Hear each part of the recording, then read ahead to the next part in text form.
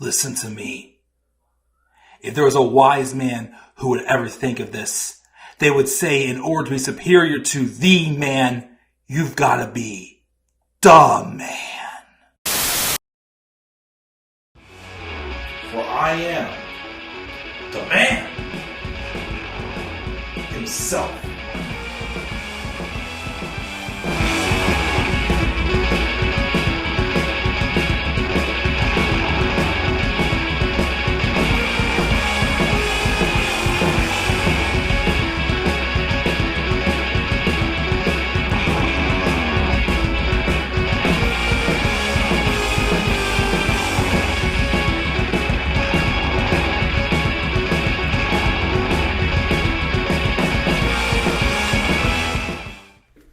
YouTubers! Wait for it. Wait for it. Wait for it. 1 second. Here we go. Acknowledge me! I had to just realize I started this without my scarf. Even though I know the scarf can't really be seen through, well, now it can be, with my 2 titles. My undisputed titles, if you want to put it that way. Thought with the return of the Tribal Chief this week, and Paul Heyman, despite the fact that Roman Reigns has the new gold belt, is still, Paul Heyman is still walking around with the previous titles as well. Not sure what the whole point of that is, but I thought I'd still wear both titles for this stream. Well, not stream, but video. Just for the heck of it. But what is going on, guys? This is the undisputed... Shoot. I'm falling apart here. This is the undisputed champion. The Club of the Man, 1993. And in order to be superior to the man, you've got to be the man. And for I am the man himself.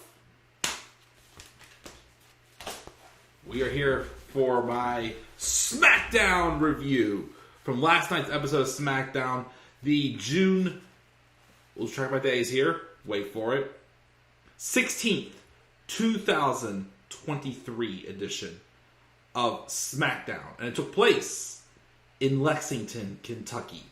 We are 2 weeks away from Money in the Bank 2023 in London, England. Once again, I will not be able to watch that show the night of because I'm doing a pretty important thing that day called getting married. So I will be watching it the next day and catching up with it. My couple days off from work after my wedding. But we will talk. That will be happening in 2 weeks from then. Overall, this episode of SmackDown, it continues to, follow what usual SmackDown episodes are. Although there were a couple things that intrigued me a little bit outside of the bloodline. But these matches that are on the weekly television are just horrible. They suck. And it's because the latest rumor again is the latest change that Vince McMahon is making is timing of the matches and timing and rearranging certain things in order. There's stuff that's just not getting time, and it's looking absolutely pointless. And it's just not a good look. Or like stuff like that Gauntlet match. I hated that Gauntlet match. I'm sorry. I just felt that Gauntlet match opened up the show did absolutely nothing for me. The Grayson Waller effect, I'm not digging the Grayson Waller effect. I like the exchange, though, between Bianca Belair and Charlotte Flair, which, once again, got me thinking, why in God's name can they just not have Bianca and Charlotte fight each other in a singles non-title feud? And have Asuka and Io at SummerSlam for the championship. Why can't we do that? Instead, we're probably doing because they're doing Asuka and Charlotte, I think in 2 weeks, I think it is, the night before, the show before Money in the Bank, I think they're doing. why not? And probably doing the triple threat at SummerSlam. Like, and the other thing too, I'm going to address this too. There's still rumors of a Bianca Belair heel turn, based off the story that Charlotte Flair is telling. And Michael Cole himself even said something like, it's not often you see somebody who goes on hiatus can come back and get right and start back into the title picture when basically doing nothing. I'm like, why would you have him say that and expose your business? And have you guys admit it because, you know, Vince thinks we're stupid and, you know, don't recognize things. But we do. But he just loves to troll with the fans. He does. He's got all the money coming in, and that's all he gives a shit about. But again, as I keep saying for the past couple weeks, I am done ranting about him. It is what it is at this point, because nothing is going to be done. But we will, of course, talk about that stuff when we get to it. But we're going to roll in, and we'll talk about it. We opened up the show, and of course, the big question, of course, to go to the show was also, the Tribal Chief was going to be there. What will Jay's Uso be? What will Jay's answer be? Of course, when the show started, Kathy Kelly was trying to get a word with the Bloodline, and Roman brushed her off, was like, wise man, your girlfriend's here, or something like that. Paul Heyman just looks around and sighs in content before leaving. And as I said, we opened up with that number one contenders match for the tag titles. It was the Brawling Brutes, the Good Brothers, Hit Row, LWO, Pretty Deadly, Street Profits for the number one contendership for the tag titles. First of all, this was awkward also because they had all the teams just like staggered around the outside of the ring, and then their music hit when it was their turn to fight. It was weird. It was very different. I didn't quite get it, but all except for the last portion were like short matches. The Brawling Brutes went the distance. Almost the distance. They eliminated the Street Profits fairly quickly, and the Street Profits was probably the strongest team in this match. Then it was Gallows and Anderson who got eliminated fairly quickly as well. LWO got eliminated fairly quickly. And then, of course, Hit Row came in and were literally eliminated in 3 seconds. And I keep saying this, like, again, if they still do releases before July 1st, well, Money in the Bank, Hit Row's gone. I'm sorry, like, they are gone. If they can get that, like the jobber match of this Gauntlet match, yeah, they're definitely gone, no doubt about it. They're out of here. And then they have Pretty Deadly enter the match last. And then, of course, we have a competitive match. Because I'm pretty sure Pretty Deadly is is a favorite of Vince. And I just still, I mean, yes, they seem to have charisma. They seem to have personality. But it feels like they're getting a little bit shoved in our faces. But Pretty Deadly do win. And of course, first I'm like, why are we giving them the tag title shot? Forgetting, of course, that this next pay-per-view where they're going to be getting their tag title shot at is in London. So that is, where I believe they're from, which is England and whatnot. So, okay, I get that, but are they really ready? Are they really ready to go up against a team that took down the longest reigning tag team champions, the Usos? But afterwards, Kevin Owens and Sami Zayn come out, and they basically just diss on Pretty Deadly. Sam congratulates them, and he says nobody expected them to win, but they won 5 minutes ago, and they're still celebrating, which means they've outstayed their welcome. Maybe they should just get the hell out of here. Elton Prince says, so really cute, and he wonders why his hair looks drier and cleaner than Sammy's hair, which Sammy still needs a haircut. I'm getting one this coming Thursday, Sammy. They say when they win the titles, they'll hang out and celebrate for even longer and longer, and just when you think they're done, they'll celebrate even longer. Haha, yes boys, whatever the heck they said. Owens then finally just snaps and says he's been trying to stay calm, but he wants to run in there and punch their stupid faces. And then they did, and then Pretty Deadly just ran away like little bitches. Okay. We have the Bloodline backstage, and Paul Heyman is anxious with Roman Reigns fuming. And then he's my tribal chief, have you spoken to Jay? And he goes, no. And he gets on Paul saying that Jay should have reached out to him. So Roman tells Paul to go find him now. Io Sky took on Zelina Vega, another short match that I really didn't care too much about. But the interesting part, though, was, again, Bayley was trying to cause a distraction, which ended up not working out in Io's favor. And Zelina Vega won by roll-up. So there is some dissension still being teased again between Io and Bayley. And there's been rumors about splitting up Damage Control and having Io turn face, which, again, would work, especially if she wants to have a one-on-one match with Asuka for the Women's Championship at SummerSlam. I still keep hearing she's a favorite to win Money in the Bank.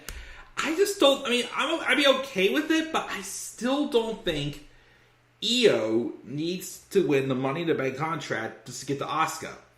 My pick to still win is Zoe Stark. That's who I'm still picking to win the Money in the Bank ladder match for the women is Zoe. I think she is the best candidate out of all of them right now. Afterwards, though, Bayley was like, I was just trying to help. And then Bianca Belair was talking to Adam Pearce, like, whoa, where's my rematch? He tries to blow her off, and she says she's owed one, and she's going to get it her way, right or wrong. So basically, well, first, before we get to that, we then backstage see Io and Bayley bickering, and Shotzi Blackheart rolls up. And she goes, if it weren't for Bayley, I'd be in Money in the Bank right now. And Bayley says she's not on their level, and Shotzi demands, well, why don't you give me a match then and put your spot on the line so I can prove that I am on a level. And on behalf of Bayley, Io Sky, she accepts for Bayley. And then Shotzi runs off to Adam Pearce to make it official. And of course, Bayley wasn't happy about that. And Io mockingly says, I was just trying to help. So I think it is next week or so that we're going to get a match with Shotzi Blackheart and Bayley. And if Shotzi wins, she will replace Bayley in the Money in the Bank ladder match. Kind of interested in that. I do like that concept because it actually has a purpose and a reason to, that could furthermore the storytelling with the breakup of Damage Control, who again, as a group, are damaged goods. Unfortunately, Dakota is, because Dakota's out with an injury right now, but, it is what it is there. So that was interesting. Then we have the Grayson Waller effect with Charlotte Flair, and it was very bland, blah, blah, blah, blah, blah. 15, 16-time world champion, woo. And again, I'm just sitting there watching, I was like, how could you possibly ever make Charlotte Flair a babyface when she thinks she's just walk back in and be entitled to a match? And then Bianca came out. And then she comes out and says that Charlotte's accolades speak for themselves, but she needs somebody to explain how things work around here. If Charlotte can just walk in and demand a title shot, and Charlotte says with all due respect, yes, she walked in and called her shot, but she didn't write the rules or politic to change them, so she won't apologize.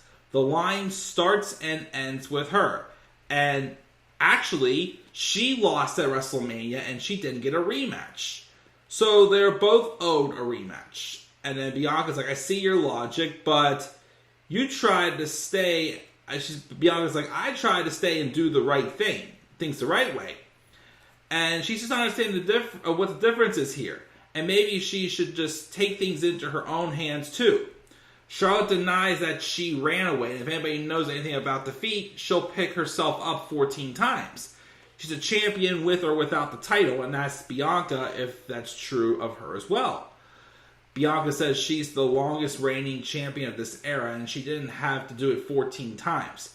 She wants some respect on her name, and Charlotte says, whatever you want, and Bianca will step up and challenge her face to face because that title is coming back to her. So once again, as I said earlier, Why on earth, again, can we just not do Charlotte and Bianca with no title involved?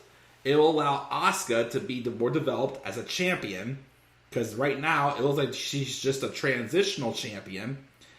And again, the other thing too, if they're really going to turn Bianca heel, are they really going to do it by trying to get her heat against Charlotte Flair, who just has heat when she walks in the door? Because it's true, she's either in the title picture, but when she's not in the title picture, she goes home. So, again, how can you try to make her a babyface right now when even your own announcer, Michael Cole, even mentions it? But whatever. We then see a backstage with Paul Heyman talking to Jey Uso. Wise Man apologizes for telling him the truth and for Jimmy kicking him in the face and costing him the U.S. title match. He spins a tale of how Jimmy had to mean it, and there's no way it could have been an accident because Jimmy is jealous and envious. And Jey just says, I'm sorry, but if I'm in, then you are out. Basically saying that he doesn't want to be a part of the bloodline if Paul Heyman's around. But why, though? Did he actually explain that? Well, he didn't. But I think I'll have a theory that I honestly might have to make a short from. But we'll see. We then have Karrion Kross and Scarlett Bordeaux taking on AJ Styles and Mia Yim. Decent match. Karrion Kross, surprisingly though, gets a victory. But he didn't get it with his cross jacket submission. He got it with like a pump handle DDT. Okay? I don't know what the direction really is for him, but whatever. Backstage, basically Paul Heyman goes back to Roman and basically admits that he couldn't get a response. Solo then squares up to Paul, and Paul runs away. Solo asks Roman, my tribal chief, do you need me to handle this? And Roman tells him, take it easy. We got plenty of time.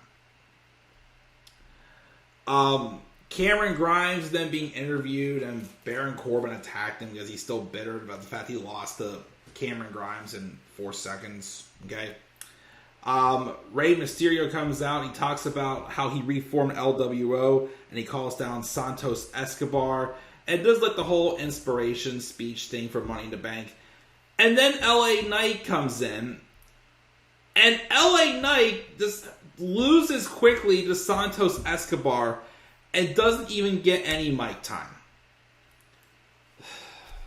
So he's still the favorite to win Money in the Bank, which I'm all for, but you're slowly taking away his character. It's one thing to not have LA Knight be saying his catchphrases, but it's another thing to have him come out and not even talk.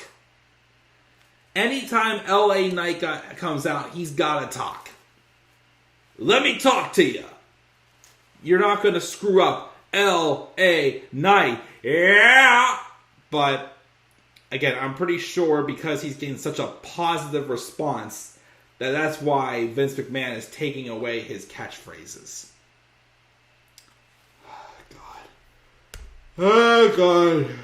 It's just ridiculous. So, anyways, then we have the ending. We have Roman Reigns come out with who he knows for sure is in, which is Sol Sikoa and Paul Heyman.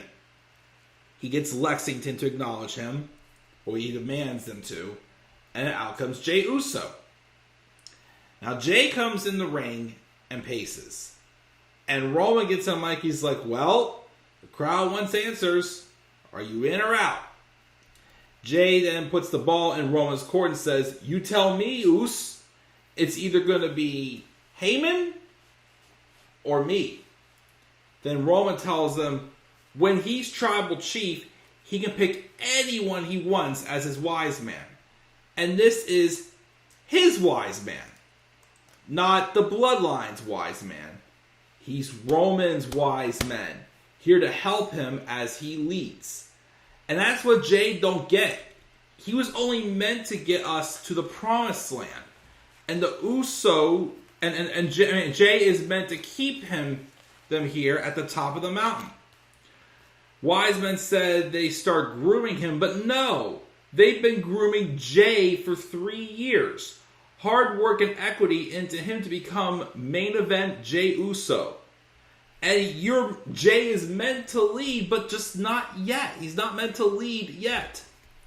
But the problem isn't the wise man. The problem is your brother, Jimmy. Jay is frustrated and pacing as Roman continues saying he knows they're inseparable, but he has to understand. Then we hear a yo-yo, and here comes Jimmy Uso. Jimmy says the problem isn't his brother. The problem is their cousin. They're not grooming Jay, they're just using him. And he asks Jay if he actually believes what Roman's saying.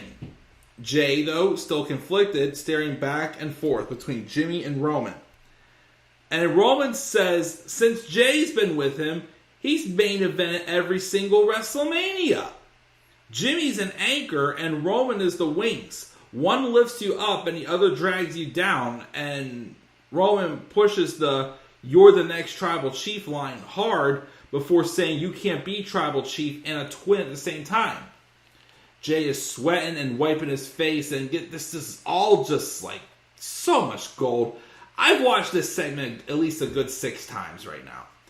But Roman calls Paul close and asks him who is the only person who had a problem with Jay being the right-hand man. And then Paul thinks it over and then points out that it was indeed Jimmy Uso. Jay, again, who's still conflicted, goes up to his twin brother and says, "Is that true?" And then, of course, everyone is laughing. Roman's laughing. Heyman's laughing. I'm pretty sure Solo was laughing. Because Jimmy admits it's true. It's like they finally hit him where it hurts. And basically, the ball is back in Jay's court, and it's up to him now. Jay, though, starts getting emotional. And then he finally snaps. Yes, Jimmy, he's been doubting him the whole time? And Jimmy says, "I've never doubted you." And Jay cuts him off, saying he expected that from Roman, but not him, and let him guess. Big brother Jimmy knows better, right? Listen to Big Brother Joshua. That's all he heard growing up. And he wants to say they've been competing with Roman, but all along he's been trying to keep up with Jimmy. Prom Prince, Prom King, Player of the Year, most likely to succeed. Jimmy got hurt, and Jay stepped up, and he became main event Jay Uso. And it's all because of Roman Reigns. And, of course, my prediction going into this, I honest to God thought they were going to keep Jay with Roman to, kind of like have him play like a little like further mind games or something. So this is where I thought the icing was about to go on the cake. Because this is more of like a, I told you, what? Moment. Because Jay says, "So guess what? You out." And that's been thinking he's about to super kick Jimmy.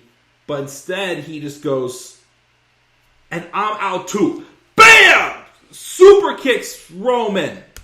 And everyone, including me, lost it. 3 years in the making. 3 years of all the torture and mentality Roman put Jay through while Jimmy, of course, was gone. And, of course, it took them a second to get Jimmy on board. But, of course, Jimmy, again, like I said before, just reacted like that. Jay was always hesitant, always conflicting. So, of course, they super kicked him. And then everybody's just in shock. And then Solo then rushes in to attack his brothers. But then the Usos take him out with double super kicks. And, of course, Reigns is just snapping, going crazy. And as he gets back up, they do a double super kick and leave him laying. And that's how we, of course, went off the air. Oh, the bloodline is pretty much no more. Pretty much no more. Again, no Sammy, no Usos. It's just Solo and Paul Heyman. Now, again, I want to make a short on this. Let's reiterate what I've been saying for the past couple months. Because Jay also kind of addressed the elephant in the room too. He said if he's in, Heyman is out. That is, again, them hinting that the biggest reason why Roman, because again, Jimmy said last week or 2 weeks ago, 2 weeks ago on SmackDown, he said, we can do this together, but why can't we just have a little more respect for each other, basically, is what Jimmy was saying. Well, again, Jay's telling Roman, I'm in if your wise man is out. And why? Because as I've been saying since WrestleMania, the idea they planted from Cody's loss at WrestleMania, even though, again, it looks like they're trying to somehow get the rematch between Cody and Roman until next year's WrestleMania, which I don't know if that's a good idea, because I feel like it's going to drag out, especially if they already took the Usos away from Roman. But the reason why Jay was only going to stay if Heyman was out is because everyone knows that the person that's changed Roman Reigns is Paul Heyman. Again, Paul Heyman is Roman Reigns' Nagini. If you take Paul Heyman away, because someone else pointed this out too, Roman has never betrayed anybody. He's been the one that has been betrayed. So, of course, first off, I am hoping that they're not just continuing to tell that story to eventually make Roman Reigns a babyface, because he's too good as a villain right now. To me, it's way too late to make him into a face, unless till maybe his title reign drops or something. I don't know. But, again, we're starting to address the problem with Roman Reigns, and that's Paul Heyman. Paul Heyman is the one that's made Roman this power-hungry freak that he has become. And then, there was something else I was going to add on to. Oh, yes, because think about this. Think about this. The only time Paul Heyman was not by Roman's side was at Royal Rumble 2022, when he briefly fired Paul Heyman, and then, of course, he costed Brock the WWE title, and him and Heyman reunited. Well, what's one that you notice, though? That match with Roman Reigns and Seth Rollins that night, Seth technically almost won. So that's also like a foreshadow to the fact that, and again, because Roman, I think, lost by disqualification, that's a foreshadow that Roman may not have the Usos. He will probably lose Solo one day as well. But the main piece that makes Roman as powerful as he is no one other than Paul Heyman. Again, Paul Heyman, a.k.a. Roman Reigns' Nagini. He is the deadliest piece in the bloodline that has made Roman so strong. The wise man is the one that has to be taken out of the equation before Roman Reigns can get completely dethroned, knocked off his throne. That's the one. That is the one. Dang, I gotta make a short about that, because that's what I keep saying. The big issue, the piece to the puzzle that will to take Roman Reigns down, again, is once they split, get him away from Paul Heyman. It's not going to be when he loses Solo. It's not going to be when he loses the Usos, which, by the way, was announced today that we are going to be getting the Usos versus Roman and Solo at Money in the Bank, which, awesome match to do, for sure. But once again, as long as Paul Heyman is still the wise man of the tribal chief, Roman Reigns ain't dropping those titles. The moment Paul Heyman is gone, then that's when he will drop the titles. So, that's my thoughts on SmackDown. Again, a couple things I like, some stuff I didn't like, but I'll give it like a B-. I'll give it a B- again because the Bloodline stuff was classic. Again, I was intrigued by the stuff with EO, Bayley, and Shotzi. I hated the Grayson Waller effect, but loved the part with Bianca and Charlotte. But once again, don't try to get Bianca getting heat off of Charlotte Flair. Again, just do a singles feud and let Asuka fight Io for the women's title at SummerSlam. But what do I know? But these titles are falling off my shoulder, and it's driving me crazy. But that's going to do it, guys. This is my SmackDown review. Again, probably get this and a couple other things uploaded tonight. Tomorrow, when I get back from softball, I will probably do my AEW Collision review. But again, don't expect those all the time, for sure. But that will be tomorrow. So, guys, that's going to do it for this episode of my SmackDown review. What are your guys' thoughts on SmackDown? Again, I gave the B+. And what are your guys' thoughts also on the swerve at the end? Did you think Jimmy was going to turn on Roman? Or was he going to stay with Roman for the time being? Leave your guys' thoughts down in the comments section below. Be sure, as always, to slap a like on the video and subscribe for more content on my channel. Follow me on Twitter at TheClubOfTheMan93. Follow me also on TikTok and Instagram at TheClubOfTheMan1993. And don't forget, guys, to acknowledge the man. Because in order to be superior to the man, you've got to be the man. And for I am the man himself.